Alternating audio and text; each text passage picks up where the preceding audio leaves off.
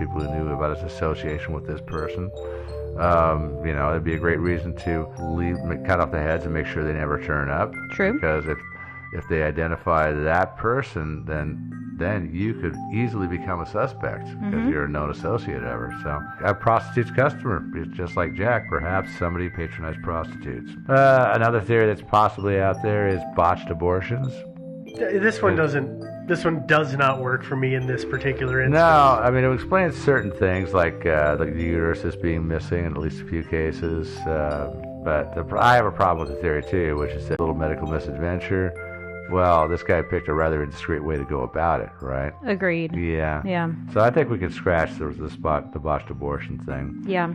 There was one of the speculations in the press was that it was kind of a medical school prank. Yeah. So these were possibly medical school cadavers, which had been disposed of after dissection, and so I guess I wouldn't say there needs to be a prank involved there necessarily. I mean, it seems to me that sometime that was a thing, right? That there were medical schools, you did the dissections, and there should have been an official way to dispose of said bodies, but not always.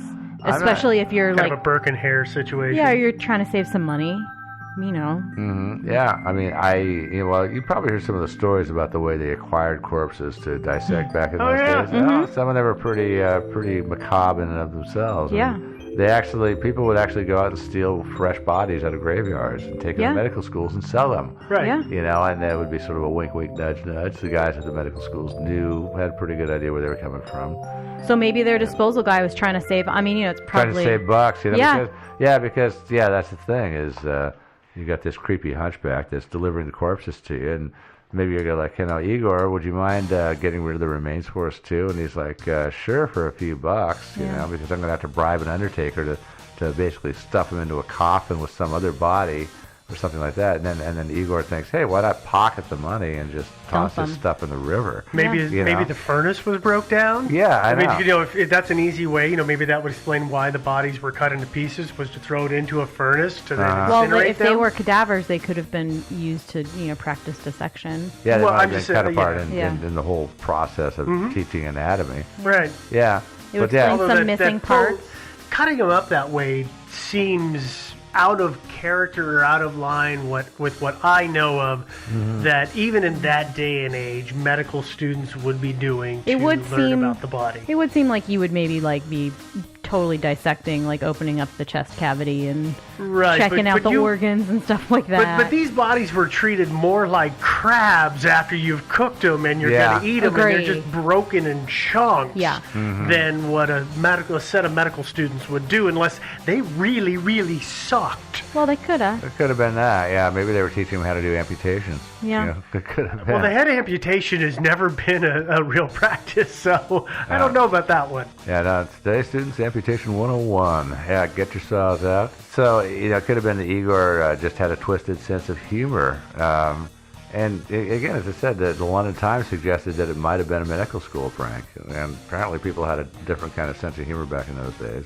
But there's another twist on it, which was that maybe Igor our hunchback, was having a little wage dispute with his employers. And this was his way of sending a message to them.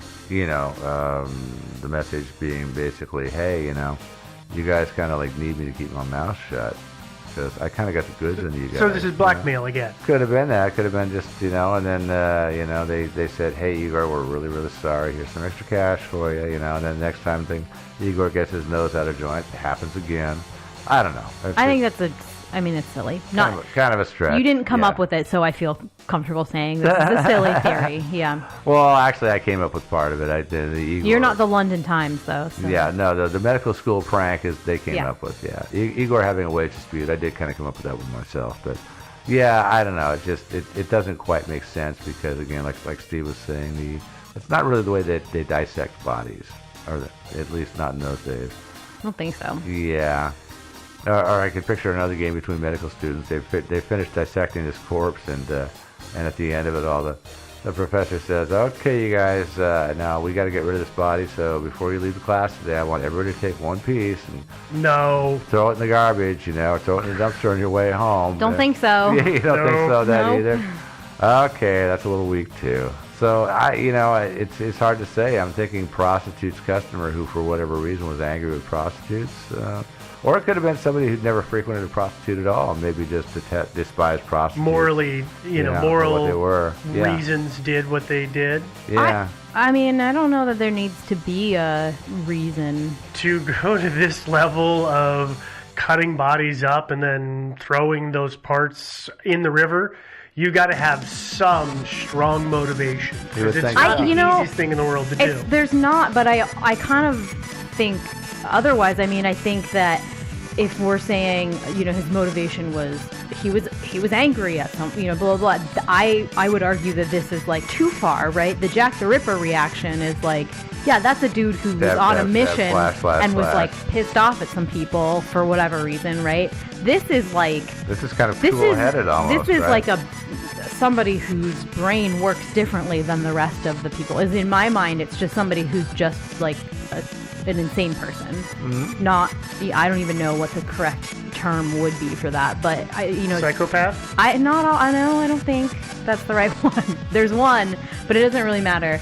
Some sort of just like crazy insane person who this is like a pathological urge for them to be killing and cutting up, because it just seems too cool-headed. Yeah, cool-headed. Obviously, though, this guy seems to be at least somewhat intelligent and and clever enough to actually get away with this. I mean, totally get away with it. I mean, when you think about it, he's not just dumping one body, he's dumping body parts all over the place, and he avoided being witnessed doing this by everybody. Nobody saw him ever. I guess that the guy was good at what he did. Somehow that makes me think butcher more, because if you see the local butcher walking around with pieces of meat wrapped in wrapped in either paper or cloth, because they did wrap things in cloth and twine, you think, there's the ham hock, there's the butcher making there he is, and then plop over the edge. Local rug salesman. Oh, there goes Tom with another rug over his shoulder.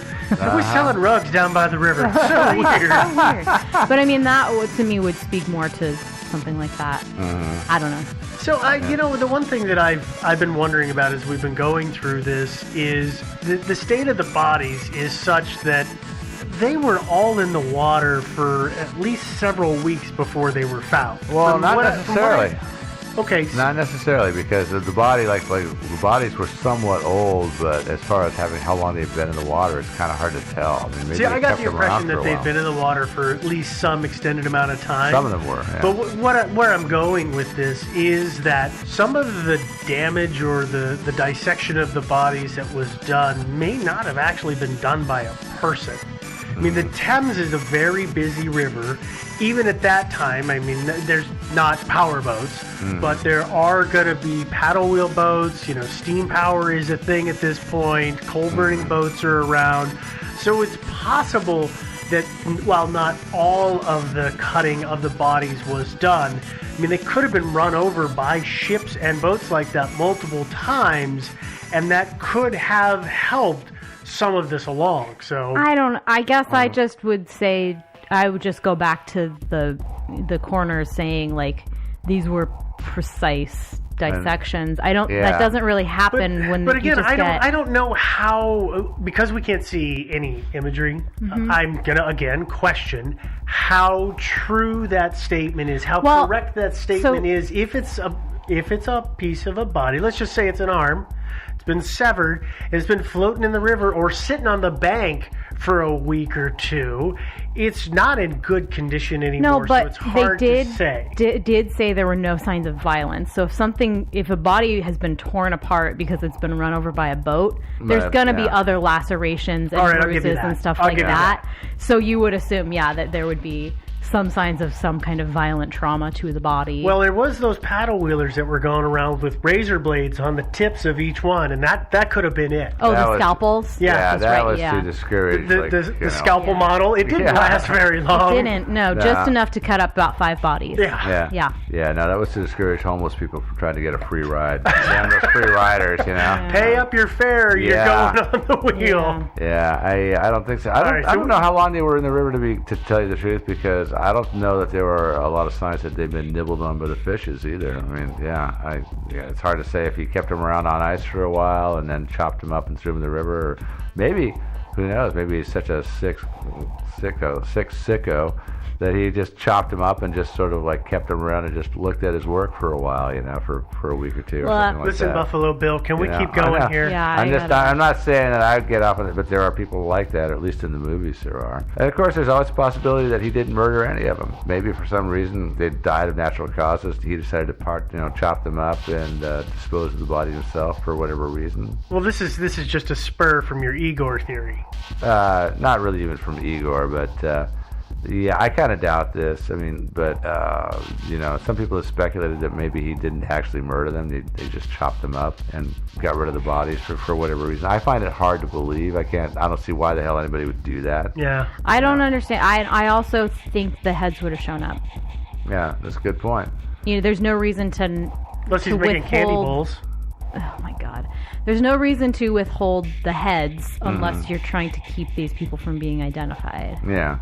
Especially since we know that, fingerprints and DNA weren't viable. The only way you were really going to be able to identify these people was, yes, okay, if the whole body showed up, which, obviously didn't happen that often, or if a head with a face on it showed up. Well, it could have been that the guy, let's say it was prostitutes. He detested prostitutes and didn't like the idea of, say, this prostitute is identified and given a Christian burial, and maybe it's just sort of a final insult. He withholds her head and puts her body parts on public display everywhere. Kind of this final act of disrespect to see to it she gets buried in an unmarked pauper's grave instead of being buried in a marked grave, that kind of thing. But I still really, really doubt that this guy. That makes as much sense as he was doing this just to make shrunken heads. I mean, yeah, maybe. I don't think this is true. I think obviously this guy did kill them. I agree. Otherwise, yeah, maybe he had a remarkable streak of luck in stumbling across people who just happened to die. I doubt it though. Yeah, if that were the case, there would have been male bodies. Because that's the key here. Yeah, they were all women. Died too. Yeah, that's true too. Yeah. Maybe it was a mortician who was an aspiring butcher. That's it. Yeah. And they just, had the dead bodies, and he was like, "Well, this one won't be missed." That could have been. Yeah. They could have been the ones marked for cremation, unclaimed bodies. That could have been it. Maybe he wanted to save on his fuel bills, and so instead of cremating them, he just emptied out some ashtrays into an urn and gave them to the family. Listen, dude, we know that's happened in recent times. That does happen. I don't know why you wouldn't just throw full bodies into someone else's casket. Do two to a casket or something like that. That seems much easier. Yeah, it seems like the way to go. Yeah, it could. Well, that could actually explain the long gaps in between, though. It could be that just in these crunch times that you got a body to get rid of, and you don't have any actual bodies or coffins in your funeral home, then it might be at that particular point. Okay, out the back door, down to the people were dropping like flies at that time in London. I don't think there was ever a time where there wasn't a body in a box. Well, yeah, but no, there's such a thing as competition and stuff like that. It might be that, or there's also those damn open casket funerals. There's those things too. True. Yeah, and so, but that's a possibility. And all right, now we're almost at the end here. This is the part where I usually blame Choopy. However, I recently got a polite but firmly worded email from none other than the Shoopster himself. You guys read the email, I'm sure. We did. Lawyers, but that was kind of the unstated subtext. Yeah. So I'm going to leave Choopy out of this one. And besides, it's not really Choopy's MO. Right? There's no ghosts. You guys not agree? Yeah. All right, so Choopy, you're off the hook on this one. I don't have even a reasonable theory. I mean, who the hell knows? I have no heckin' idea. Me neither. Yeah. Nope. So it looks like the torso killer is scot-free. Yep. All right. Well, anyway, if you have any thoughts about this and you want to send us an email, our email address is thinkingsidewayspodcast@gmail.com. You can also find us on iTunes, where you can download our episodes. You can subscribe, which would be awesome. Leave us a rating, leave us a review, preferably good. We like that better. You can also find us on Stitcher and a lot of other streaming services. Too many to name, but there's lots of them out there. And of course, same thing. You can leave ratings and reviews those places too. So do that. We are on, of course, Twitter, where we are Thinking Sideways, and Devin's out there updating and sending out fun tweets all the time, right, Devin? Literally constantly. Yeah. So constantly, every day. Check. Yeah. Where else are we? Oh, Facebook. I forgot Facebook, didn't I? Yeah, we're on Facebook. where we have a page, and we also have a group. So don't try to friend us, but like our page, join the group. Kind of almost the same as being friends with us. If you're part of the group, then you can join in conversations and have all sorts of fun times. Yeah. Yeah. We are on Reddit. We have a subreddit of our very own, and it's quite active, right, Devin? Yeah. Super active. Yeah, all kinds of stuff going on out there. Lots of stuff. And last of all, you can find us on our website, which is thinkingsidewayspodcast.com, where you can also listen to our episodes, and you can also buy merch. It's over on the right-hand side. I know, all kinds of cool stuff. There's the episode list, which we keep updating. Oh, yeah, there is an episode list out there, too. Mm-hmm. So that way, if you're wondering, gee, did they talk about this particular thing? Mad Trapper. The Mad Trapper, yeah, exactly. That's a good one. Rat River. Yeah, love that name, the Mad Trapper of Rat River. Well, you can look in the list and find it there. That's about it for this week. Happy Halloween month, everybody. So all I can say is sayonara. Yeah, we'll see you guys later, I guess. Go buy candy.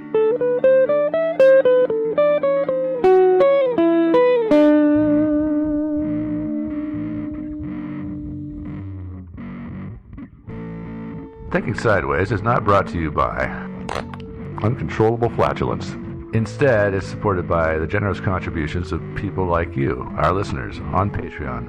Visit patreon.com/Thinking Sideways to learn more. Thinking Sideways. I don't understand. Does not compute. You never know. Insufficient data to formulate a reply. What? Stories of things we simply don't know the answer to. Hey there, and welcome again to another episode of Thinking Sideways. I am Steve, as always, joined by... Devin! And Wolf. Wolf? Yeah, that's my new name. Oh. Turning a new leaf. I wanted something a little more macho, so I decided to go for Wolf. So you can all call me Wolf. All right, Wolf. Okay. We'll go with that. Okay, so it's Steve, Devin, and the old Wolf. Yeah, hi there. So, No bark. no bark. Enough of that. Well, hey everybody, this week, as always, we have a mystery. This mystery was a listener suggestion. It was suggested by Meredith, so Thank you, Meredith. I know she sent this one in a while back. I'm going to say Meredith was the first of many. Yeah. We probably just didn't record the rest. No, we didn't. Sorry, guys. It's a first come, first served kind of thing. All right. Really? But what we're going to talk about this week is The Lost Dutchman's Mine. The what? The Lost Dutchman's Mine. Oh, crap. I misread it. I thought it was the Lost Dutch Boy Paint Store franchise. Sounds so similar. Yeah, well, that's actually a legitimate mystery. They built this franchise, and they wrote the address down on a piece of paper, and then somebody lost it. The piece of paper, that is. Oh, I thought they lost a little boy. No. That's another mystery? Yeah, so, yeah. No, we just proved that one. All right, well, let's focus on this mystery. Okay, the mine. Okay, Yeah. not All the right. store. So before we get started with the mystery, I do want to say that there's several Lost Dutchman's mines across the U.S. So we are specifically talking about the one that is believed to be in the Superstition Mountains in Arizona. That's the big one. It is the big one, Yeah. but there are others, so I just want to make sure. A brief overview before we get into most of it is the legend of the Lost Dutchman's mine, which says that there is a gold mine with an amazingly pure vein of gold, and it was found either by the Apaches at some unknown time in history, by the Spanish in the 1500s, or a German immigrant in the 1800s.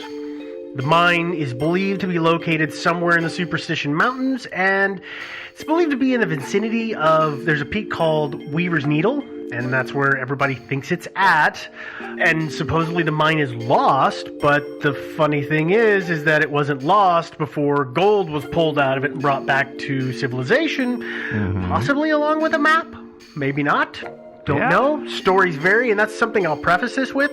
There are multiple versions of this story. There are lots of stories regarding this thing. That's what makes it so fun. It is. Yeah.